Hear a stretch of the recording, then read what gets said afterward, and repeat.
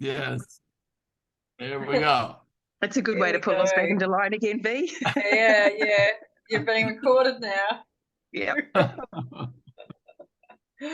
So I think this is the where we finished off was with point 5. So we can start on point 6, and then we're on to the next part of chapter 1. Beauty. Beauty. Who wants to read? Read the whole I thing. will. Chloe. Good on you. Go for it, Linda. Haven't we read that? Well, oh, maybe not. The miracle is a sign that the mind has chosen to be led by me in Christ's service. The abundance of Christ is the natural result of choosing to follow him. All shallow roots must be uprooted because they are not deep enough to sustain you.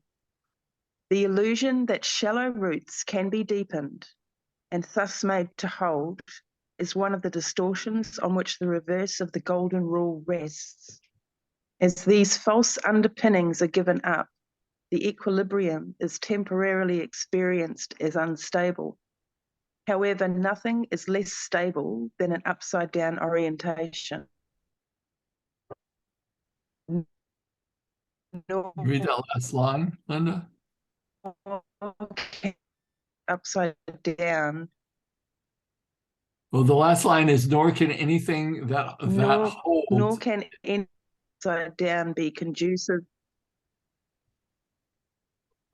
to increase stability. I think Linda's cutting out a bit there. We're losing you a little bit. Okay. Nor can anything that holds it upside down be conducive to increased stability. No, did you not get that? I don't remember this one. Yeah, got it. So this is interesting for me personally, because when I read it, it's like the miracle, which is, of course, the ability to see the oneness of all living things, especially in each other, and choose to see that rather than the ego, the personality, the separation. The miracle is a sign that the mind has chosen to be led by me in Christ's service. Now, I don't know how to interpret that from the perspective that the speaker, I believed, was either the surrogate or Christ, and then it said in Christ's service. Now, the speaker may be speaking in second person. Does anyone have any clarity on that? The miracle is a sign that the mind is chosen to be led by me in Christ's service. And I think it's important here as well to clarify that the Christ that the Course in Miracles speaks about is not the Christ of traditional Christianity that condemned, that created a fearful God, that died on the cross, rose from the dead to save all of our souls. This is not the Christ that the Course in Miracles is speaking of. This is the Christ that sees oneness, does not have sin as a forefront in the teachings, has anything but that, where sin translates in the definition of the Course in Miracles Christ as missing the mark, not that you're going to be condemned in hell. And in the Course in Miracles, there is no hell. And there is no judgment. And the infinite power that is the Christ and God is all, it's all about oneness. It's all about love. It has nothing to do with judging one another. That is the opposite of what they call the miracle. Does everybody get that? Because when people read this that have been wounded by Christianity, they'll go, oh, it's like in Christ's service. What the heck does that mean? And who's the Christ they're talking about? And if it's a guy hanging on the cross that everyone's yelling at everybody else from the pulpits and saying, condemn that group, and condemn that group, then I don't want anything to do with it. This is not the Christ of the traditional Christian church. So I'm curious. I think the by me is actually God, isn't it? It could be. Holy Spirit. It could be. In this case. And then the next line, you want to read the next line, V? The abundance of Christ is a natural result of choosing to follow him. Okay, so again, the more that we actually live in that state of the miracle, which is following Christ and Christ's service, the abundance of Christ is a natural result of choosing to follow him, which is that judgeless, selfless, seeing oneness and the divine in all things. I'm just going to add in here as well, something I discovered during the week was I actually went back to the interpretation section or the explanation section. It doesn't have a lot in there, but one of the first things it talks about is that the miracle versus ego. So the ego is the opposite of the miracle, according in this book. Yeah, right. I love this. All shallow roots must be uprooted. So let's define and talk about, what do we believe shallow roots are? They could be beliefs. They could be our judgments. They could be our fear. They could be products of our ego. What do we have consensus on what we think shallow roots are? Yeah, I'm saying beliefs, and also I think when you started saying, you go, What was Linda, while you've got voice, because your connection's bad. yeah, it's shocking here. Thank you, NBN. So I agree with everything that you were saying, Gary, apart from the fear, because I believe fear to be a deep-rooted thing, because that's what people are fed all day, every day, right around the world. So I believe that to be deep-rooted, but everything else I think is, yeah, totally. I see that. Okay. And hey, Jane. Hi, Jane. Hey, everybody. I'm sorry I'm late. That's Apologies.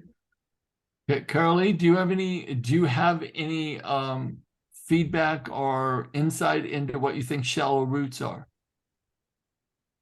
Yeah, so that's a really good one. At first, I was quite sort of resistant to that because I'm thinking, oh, all of the plants, no matter what their roots are like, they're all good. But then, and what you're saying, yes, what everyone else is saying. So it's things that have just sort of ego, but also the mass ego and the sort of, things that pop up. Because we have to go ahead. Well, like war. Well, there's lots of sort of examples of it, but sort of, yeah, the mass ego stuff, as well as the little, I decided not to like someone because they pissed me off yesterday.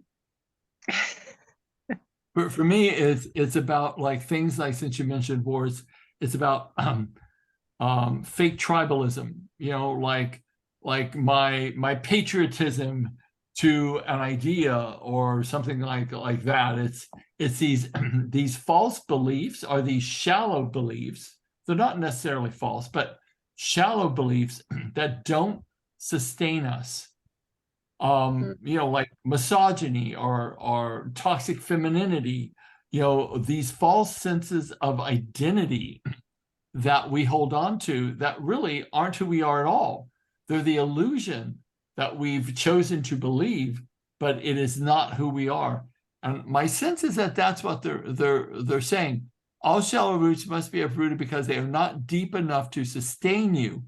And every one of those paths that people devote their identity to is never sustainable. It is so shallow and weak. And in my opinion, they're a bit of an illusion. So those are the things that won't ever feed the soul, not like ever. Then it goes, the illusion that the shallow roots can be deepened, meaning be more meaningful and thus made to hold, is one of the distortions on which the reverse of the golden rule rests. So V, when you were reading definitions, what was the definition of the golden rule?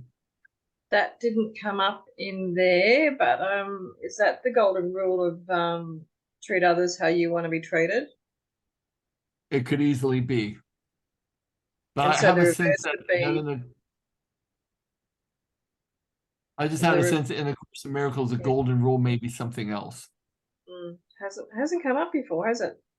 No, that's the first time I've seen it so far in our reading. No, it's the verse of the golden rule, which I mean, we can just by default go to the golden rule must be that is that love of God, it's that endless devotion that they speak about in the Course. I'm kind of getting a sense with this uprooting the shallow roots as well, like it's what's true versus what we think is true. So, you know, when you ask yourself, you've made up something about a situation or a person, and then ask yourself, is that really true? And it's not, it's just something you've made up. Versus our core values, which is, you know, there's no disputing that if I do something against my core values, that I'm creating dis-ease in my person. Yeah. And one of the things I think is really powerful is when we act outside those values, you know, our self-esteem nosedives, and on the heels of that comes self-deprecating thoughts and oftentimes depression, because we are going down a road that is so distanced from our core that we can't see clearly. Then it goes, as these false underpinnings are given up, the equilibrium is temporarily experienced as unstable.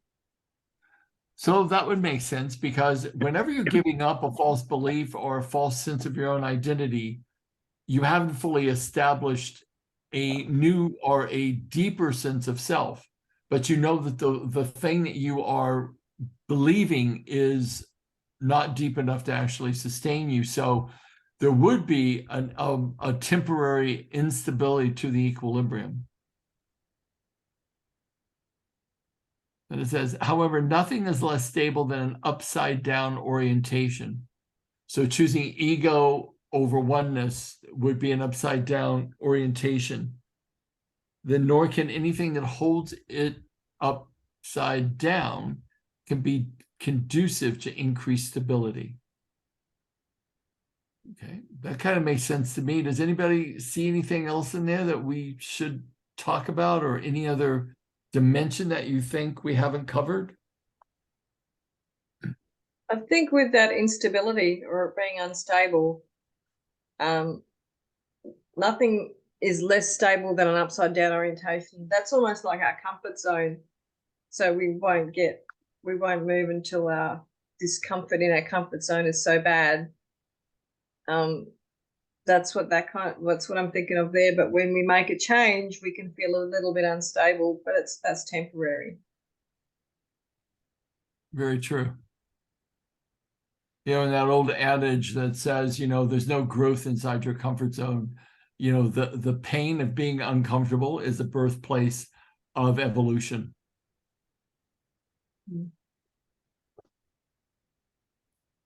Does everybody feel complete with this paragraph? Okay. We shall move on to the new section. Oh boy. Mm. Jane, you want to read, darling? We haven't seen you for a while, and it would be good for you to read a paragraph. I know we missed you. Thank you. I love being back. The illusion of needs. You who want peace can find it only by complete forgiveness. No learning is acquired by anyone unless he wants to learn it and believes in some way that he needs it. While lack does not exist in the creation of God, it is very apparent in what you have made. It is, in fact, the essential difference between them. Lack implies that you would be better off in a state somehow different from the one you are in until the separation, which is the meaning of the fall. Nothing was lacking. There were no needs at all. Needs arise only when you deprive yourself. You act according to the particular order of needs you establish. This in turn depends on your perception of what you are. Whoa. Yeah, that's beautiful. Oh, shall we break it down? V, you wanna give it a go? Read a couple sentences and we'll just kind of break it down. Okay, you who want peace can find it only by complete forgiveness. No learning is acquired by anyone unless he wants to learn it and believes in some way that he needs it.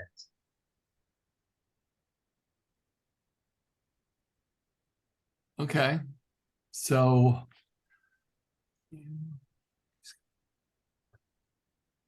how do we define complete forgiveness? I'll give you my definition and then please add to it or subtract from it. But my idea of complete forgiveness is that ability to God, I feel so redundant when I say this, but look through the eyes of God at another. That's the only way I've ever known to get complete forgiveness. I'm teaching this this class right now called the Ultimate Mindset and Coaching Intensive. And I've had several students in that class go, you know, I got this, my teenager is like ridiculous, can't even speak to him. They like hate me, then da-da-da-da-da. And then my partner is this, and these people are suing me over here. I have a lot of people that have a lot of problems right now. And so I gave them all this one meditation, which is an active meditation of this principle. And I said, okay, well, imagine, you know, Einstein said imagination is more important than intellect. Imagine that there is an ocean of blessings and infinite grace above you. Imagine it as a golden ocean. Imagine the spiritual center of the body, the crown chakra opening, a golden river flows into you, exiting your heart into the heart of the other person until the other person becomes illuminated and you can see their soul minus their personality and their ego. So all you're seeing is another person's soul. And Wow. every one of them, they did that for a week, and every one of them came back onto the class. When was it? Last night, and said there had been an absolutely radical change in the other person's behavior, like night and day kind of stuff. One woman who said, God, my teenage daughter wouldn't even speak to me. And then all of a sudden, I've been doing this for like a week. All of a sudden she came up and she said, Mom, why don't we do some TikTok videos together, dancing? And she said, I looked at my daughter like, who are you? You know, it's like where did that come from? So this piece, because all that is really a process to see through the eyes of the Holy Spirit. But when we do that, they change. So the only way, I call that complete forgiveness, to be able to have no judgment on any of their personality and only see their soul. That, in my mind, is complete forgiveness. And no learning is acquired by anyone unless he wants to learn it and believes in some way that he needs it. Is there anything we need to talk about with that sentence? That feels like the beginner's mindset, where you come to any situation just with curiosity and an open mind, and because if you come thinking you know it all, you won't learn anything. Mm. Well, there's a couple other things that I think are presupposed in here as well. It says no learning is acquired by anyone unless he wants to learn it, which implies a need, and believes in some way that he needs it, which implies that he's already evaluated right from wrong, good from bad, and that he's already looking at a lack in himself or herself, because why would you seek for anything unless you perceive that there was a lack? So the idea, the concept of needs presupposes a perception of separation and lack. Does everybody get that? Okay. Mm. Would someone like to read the next couple lines? I'm voting on Carly.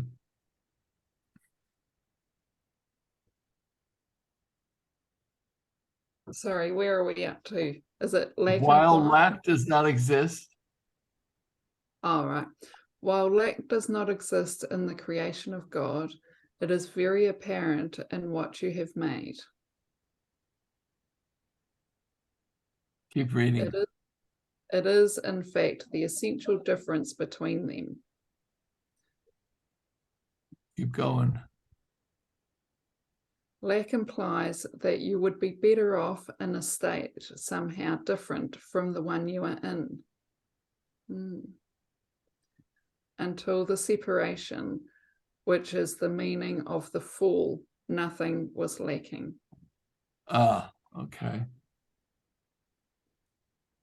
So actually it's saying that because we're looking through a separated mind and we're looking in polarities, or we're looking in differences or opposites, it is apparent, it says, lack does not exist in the creation of God.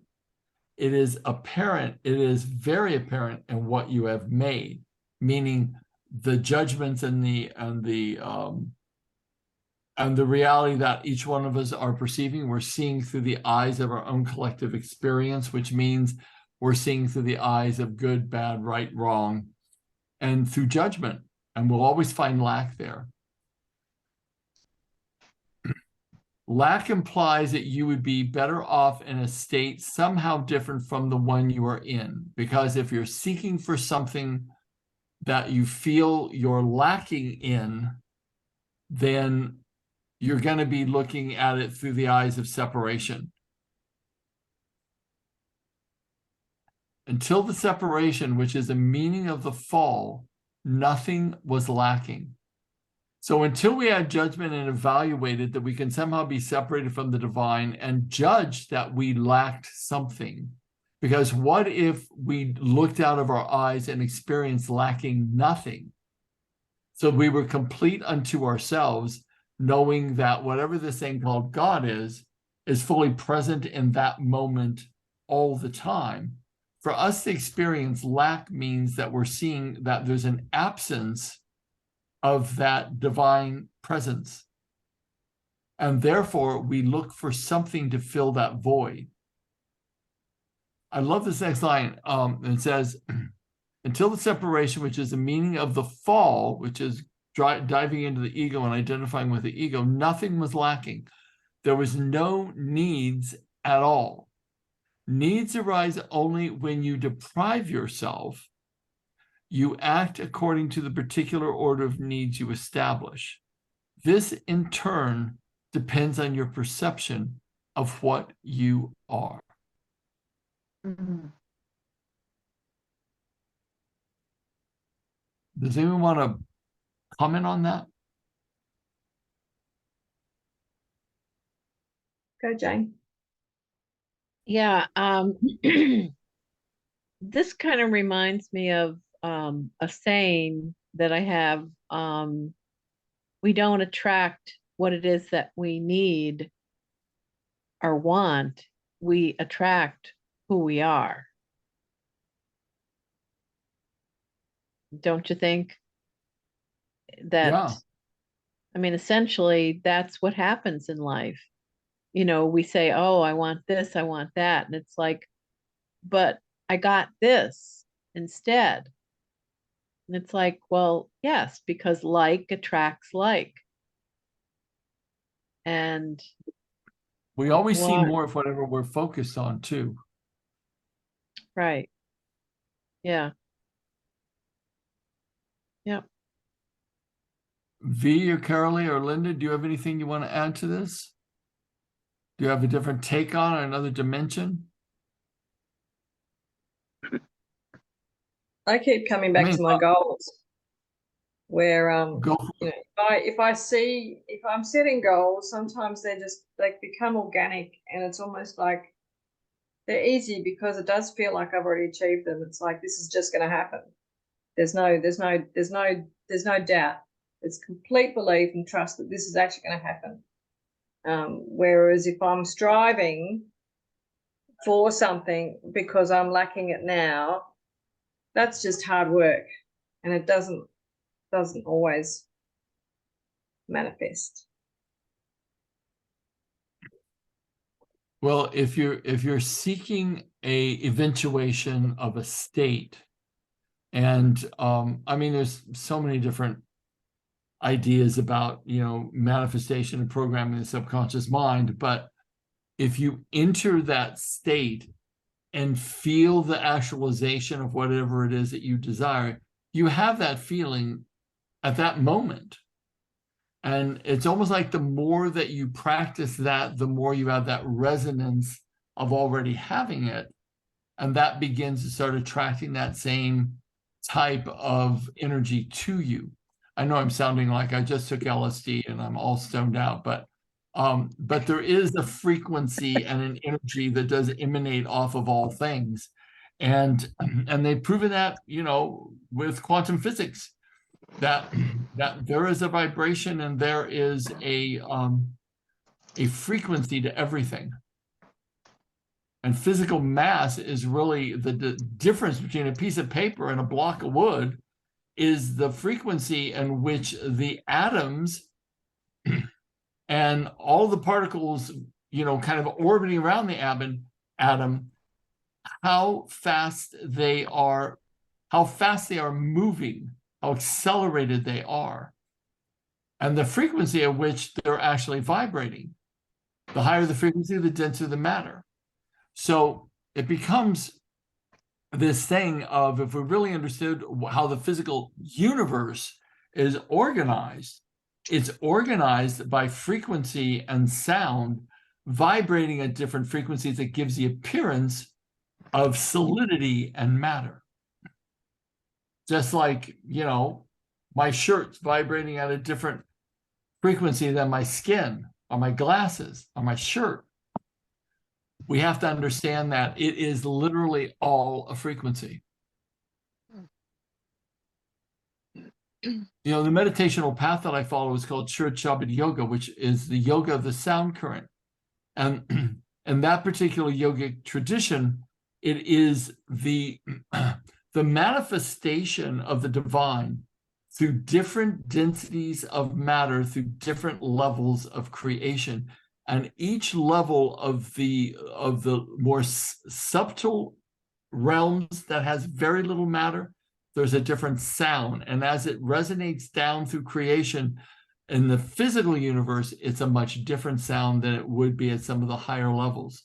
So everything is a frequency. As far as I'm concerned, science discovered the creator in action when they discovered the vibratory resonance at the center of physical mass and the physical, like the atoms and the protons and the neutrons. They actually discovered it, but they're not calling it that, of course. Okay. Is there anything else that we need to discuss about this one? I think that's a very cool paragraph, to tell you the truth. I'll read the next one. Oh, hold on, let me see if I can change the size so we've got it all on the one thing. There we go. Okay, cool. A sense of separation from God is the only lack you really need correct. The sense of separation would never have arisen if you had not distorted your perception of truth and had thus perceived yourself as lacking. The idea of order of needs arose because, having made this fundamental error, you had already fragmented yourself into levels with different needs. As you integrate you become one, and your needs become one accordingly.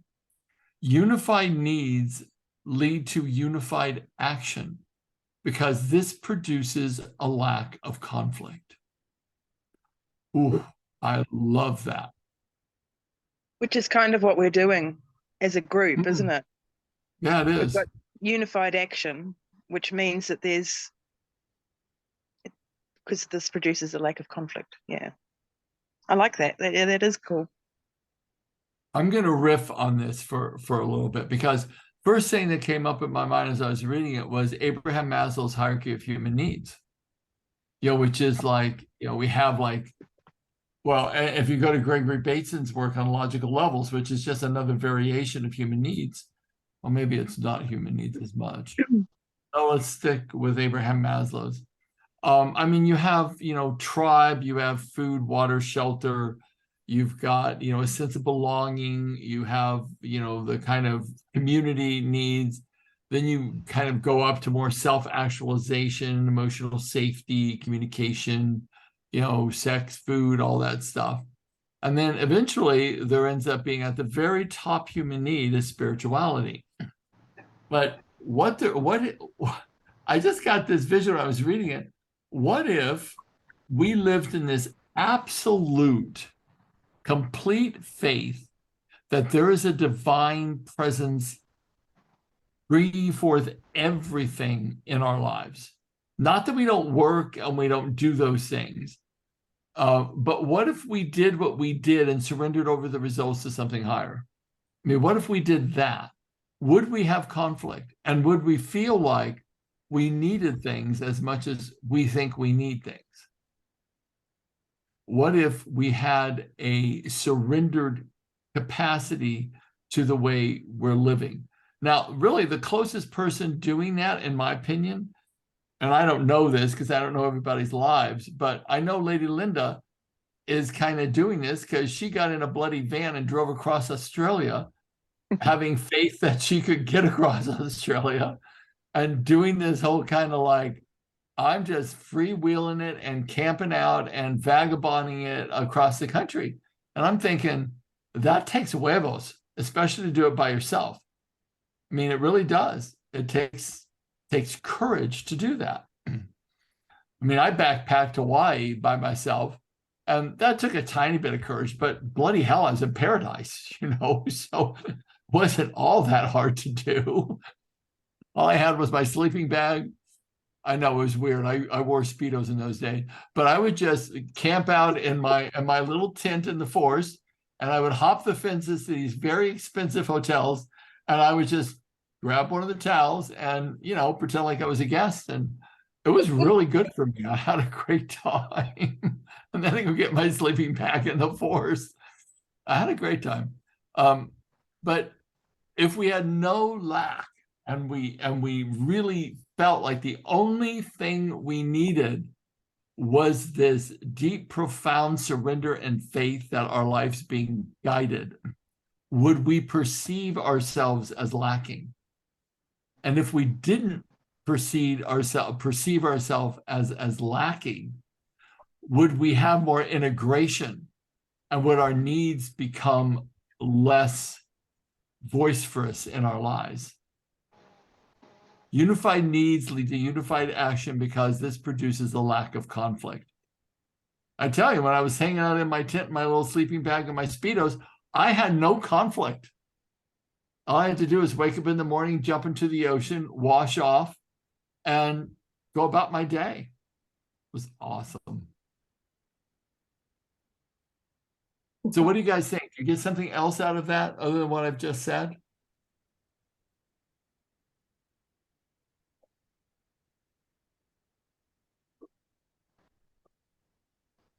There has been, sorry. Oh, go ahead, Linda. Go, Linda. Yeah. There are times when I think to myself, I've just got to give it to the universe. I do just have to give it to the universe because, money is always the big fear if you don't have a lot of it, and because you want to be able to do things and pay for fuel and all that sort of stuff. And within a couple of weeks, perhaps something will happen. When I was in Adelaide, and I was trying to earn some money, I was doing gardening for people, and earning money for fuel so that I could come over to Western Australia. And I thought, oh my God, it's going to take years for me with all this gardening to be able to actually do what I need to do to get going again. So I did just put it out to the universe. And then one of my investments, which I didn't realize was going to come through, ended up coming through. And Awesome. opened up my bank account one day, and there was the money sitting there, and I just went, oh, what?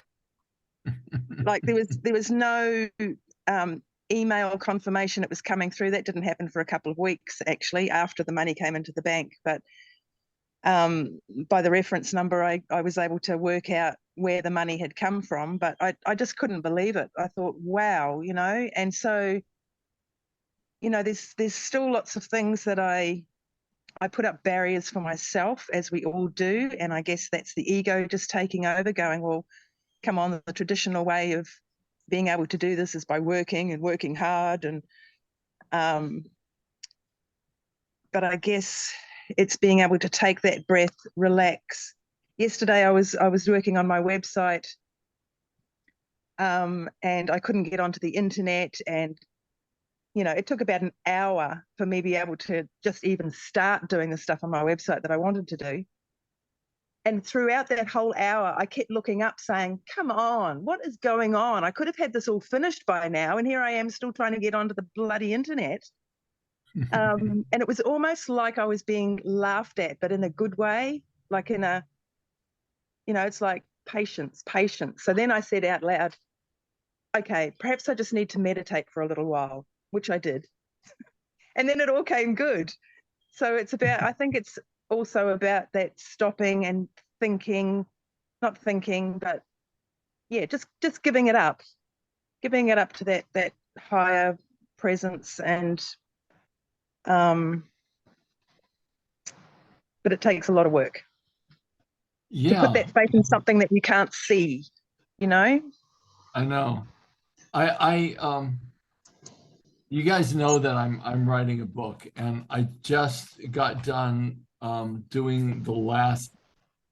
making the last changes from an edit that a really good friend did for me. And I was kind of sealing up the message through the book, and the message through the book was pretty much that the hardships of our lives, the traumas of our lives, actually have hidden inside of them these incredible diamonds of evolution for each and every one of us. And so the pain is always the cracking open of the door to go down the next path that leads us to more love and to more experience, in my opinion, of the divine. And so I'm writing this, and one of the chapters is about, that vision quest I think I've all told you about, where, the squirrel and the bear and all those animals came to me. And I thought to myself, people sit back and they go, I don't have any experience of this thing called the universal energy. I don't have any experience of this thing called God. Why would I have blind faith in that? Because it doesn't exist if I can't see it, if I haven't been touched by it, if it hasn't been made manifest in my life, then it doesn't exist. It's all, excuse the language, bullshit. And I hear that a lot. And, I sat back as I was writing this chapter and finishing up the book and thinking, we have to desire that union, that evidence, that love more than anything else in our life. We have to be willing to die for it. Like when I went out on that vision quest, and I was really in a lot of pain, emotional pain, mental pain. And I told my Native American teacher, I said, you'll know if I get my vision. And if I don't get my vision, you have to promise me that you'll leave me out here to die because I will not come back on my own. I personally can't go on in a world that I feel like my life is not guided, that I feel like I don't know what to lean on. I have no clear, undeniable, small little miracle that I can hold on to, that my mind will not rationalize away in some way, shape, or form. I need to have a bona fide miracle that proves to me I'm being watched over. I'm being guided, because this world is really messed up and there are really scary people in it, and I'm sick of having to deal with it. So if I'm not guided, I'm not going to get out there anymore. I'm not going to do speaking engagements. I'm not going to do coaching. I'm not going to teach seminars, because people are too crazy. And I make myself available to insanity, and I'm not going to do it anymore. So either you guide me or I quit, one or the other. And I was like, I'll die out here, because I have to work. I have to do what I do. And if I can't do it safely, then I don't want to do it at all. And therefore, there's no reason for me to be here.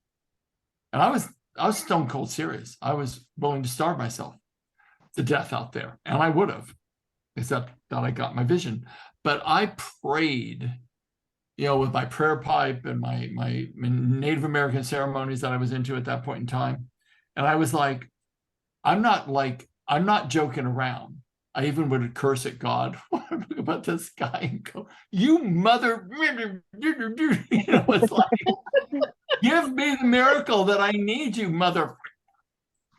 I'm doing that kind of thing out in the woods all by myself. And I was mad. And then it happened. Then it came to me.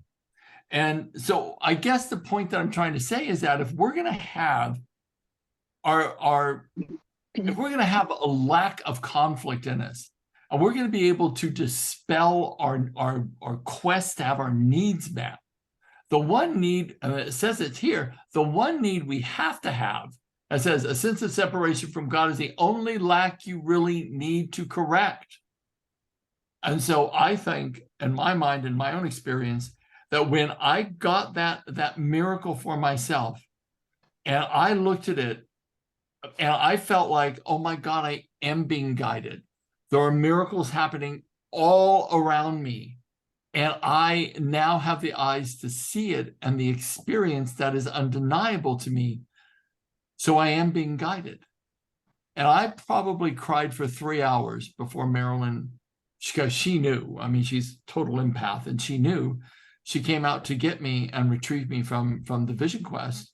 And I'll always remember, in Native American tradition, when someone's on a Vision Quest, you never make eye contact with them, not ever. When they're in their prayer circle, you never look at them. And so she approached my prayer circle with her head down, and she said, brother, did you get your vision? And I said, I most certainly did. And then when I went back, she took me back to the sweat lodge. We did a sweat lodge, and she fed me, marinated buffalo meat and sweet corn. And she said, tell me your vision. And I told her what had happened. And her and I both cried in that lodge for about 4 hours. But it was all about creating this unmistakable, for me, in my own mind, my own experience, that I am undeniably, unequivocally guided, and that I do not have to have fear. I just have to have surrender and unity, and have no other needs but to know that that is walking alongside me, with me, in me, outside of me. And that brought me incredible peace and courage, because I never would have written this book if that wouldn't have happened. I never would have done it, because I don't want to be seen. But now I'm willing. Does that make sense to you guys? I mean, is it apparent that we have to desire it more than anything else in our life if we're ever going to be free of the sense of separation? Because if we don't desire it, we'll never get the evidence. If we don't get the evidence, we'll never believe it. If we don't long for it badly, deeply, more profoundly enough, we don't get the miracle. But if we do, we actually do get the miracle. I remember the master in India said to us once, there's an army of angels waiting to answer your prayers, but you don't pray. And you don't pray for the right thing, which is the unification with God. You pray for that, and you'll have miracles happen. That's I interesting, couldn't agree Gary. more. I couldn't agree more. Go ahead, Linda. All throughout my life, I've had someone somewhere along the line say, "You're not asking the right question," for whatever is going on at that particular time, and I still don't know what the right question is. The right question would be, how do I become one with you? How do I become one with the divine? How do I become an extension of you? How can I serve the creation? How can I have an experience of your presence in my life? With every breath I breathe, with every thought I think. And if that's the only prayer on your lips, Linda, your trek across Australia will be a sacred one. Thank you. You're welcome. That's beautiful. You know, Jane? yeah, I just have to, I don't know, it's a comment, but it's also a question. I don't know, in the last couple of years, especially, but every day, I feel like I believe I'm in the midst of many miracles. Every person, everything that happens to me feels it's joyous, it's reverent, it's sacred, it's fun, it's meaningful. And I just feel like I'm it's just so continuous that I do feel at one. I know I am one with. Now that doesn't mean I won't have a disappointment, but I can so quickly snap right out of it. I can go from, oh gee, I feel bad about that, to gee, I don't feel bad at all. And I just feel, what would you have me know? Um, oh, you'll, okay, I'll be enlightened. Yeah, okay, I'll wait. It's all good. I don't have a sense of urgency. I have a sense of longing. I don't even know if it's longing. It's joy, but I guess I feel it's like longing. I long for the next encounter with whatever. So that's my sense of longing. So that's what's happening to me on a daily, hour-to-hour basis. And I don't have fear. Like there isn't anything I fear. That's awesome. Yeah. And it's real. It's like I keep checking in with myself. Why aren't I afraid? I would Yeah. love to share this with you, Jane. If you want to read some really beautiful literature Yeah. on and poetry that describes the longing of the seeker for God, Yeah. read Yeah. read Rumi. Yes. Okay. Thank you for saying that. Yeah, Rumi has just such beautiful work, and either you'll think he's a wino and a total alcoholic, or you'll think he's just magical because he's always talking about the wine, right? I long for the wine, but the bottom line is the wine is that resonance from God, it's that presence of God, and that is the thing that Rumi longs for and writes poetry about. It's extraordinarily beautiful. So, yeah, this is in India, they call it Bhakti Yoga, which is the yoga of devotion. And I know we're studying A Course in Miracles, but in my world, all of these teachings are all the same. They say the same thing in different languages and different, ways to unravel the intellect of everyone's mind. But the Course in Miracles is what we have in the Western world as finally a correction to the separated interpretation that modern Christianity has placed as Christ's words, and they were not and never have been, nor will they ever be, the teachings of Christ. And so Christ taught only this one thing, that the miracle of God's presence is how we view and see one another through the eyes of the divine, so all we see is the divine. And we act with courage and kindness, and we approach life definitely with no judgment of one another, but with the inclusion that everyone is in the perfect place at the perfect time for where they need to be for the next step of their evolution.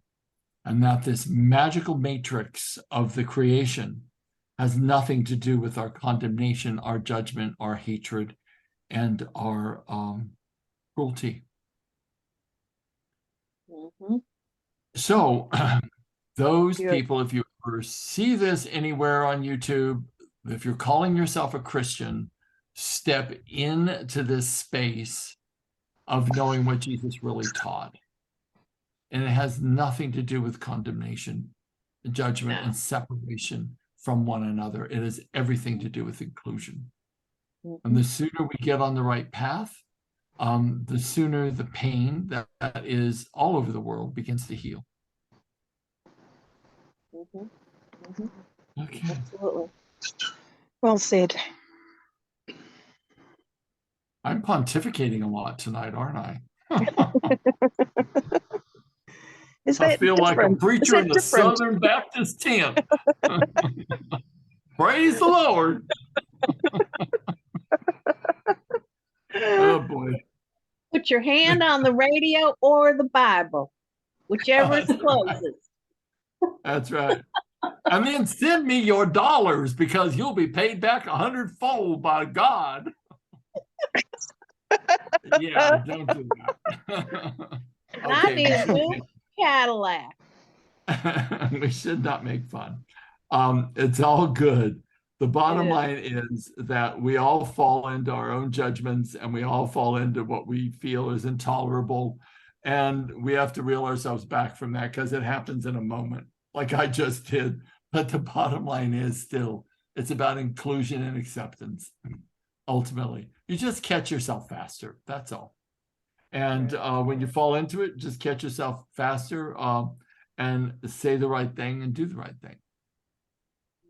So before we leave tonight, because I've got a coaching client I got to get to, let's talk about, well, not talk about, let's give a sentence or a word that we want to leave with us of what we got out of this evening. So V, you want to start? Surrender and take action. Linda? I think she's frozen. Be inclusive. Ah, great. And Carly? Be inclusive. Thank you, Linda. Carly? So I've been seeing the light in others, or meaning to, but now it's golden. Nice. Lovely. Jane?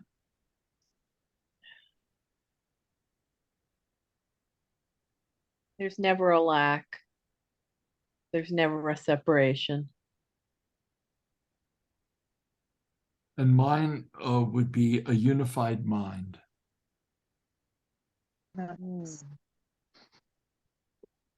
Okay, gang, let's take this lesson. Let's do our very best to, integrate it, practice it. And if you're with V's study group, be sure to, participate in that study group and have at it. I'm excited to see you guys next week. I love doing this, you guys. I really do. I have so little time. I mean, every night this week I'm doing something like that takes me till 9 o'clock at night before I'm done work. But I really love doing this. It's so It's meaningful. good. It's good for me. And I guess, V, at some point we may want to put up a little how to contact you sign on the videos. So if people want to join us to just kind of, learn or study, they're more than welcome to come and be on a live call. We just look forward to, growing the group and growing our humble methodology of understanding the lines in the Course in Miracles as best we possibly can, and then put it into some sort of practice point. I think it's an important service to get the information out there. Would you like to share with people how many hits we got on the last YouTube video? The last 218. Ooh. Great. Yeah. I mean, we're not So even people are- being promoted or anything, so it's just within the Facebook group, and I don't know where Yeah, I else. mean, the bottom line is we're just a group of people that want to understand the Course in Miracles better, and so we come together and we do it line by line and give it our best shot, and and it's very nice. It's very lovely. Sure is. Yeah, we hold each other So up. Jane, it's good to see you. V, give a big hug to your horse for me, because I'm so will. jealous. You've got a horse. Linda, did you totally enjoy down south in Southern Australia? Oh, absolutely. And just going down to V's place for the weekend was just what I needed, because I had spent a couple of weeks feeling very sorry for myself for whatever reason. So, and it gave me a restored appreciation of the things that I am capable of and the things that I need to continue to look at, like music. I had to catch up with some of her friends all playing musical instruments and singing and having fun. So I'll be catching up with them when I go down there in a couple of weeks, so I can look after V's cats while she goes up to Perth for a week. Nice.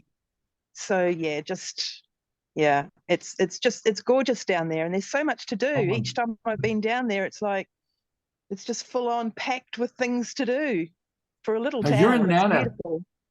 You're in Nana, right? Oh Yes. God, I'm so jealous. These are Nana. Yeah.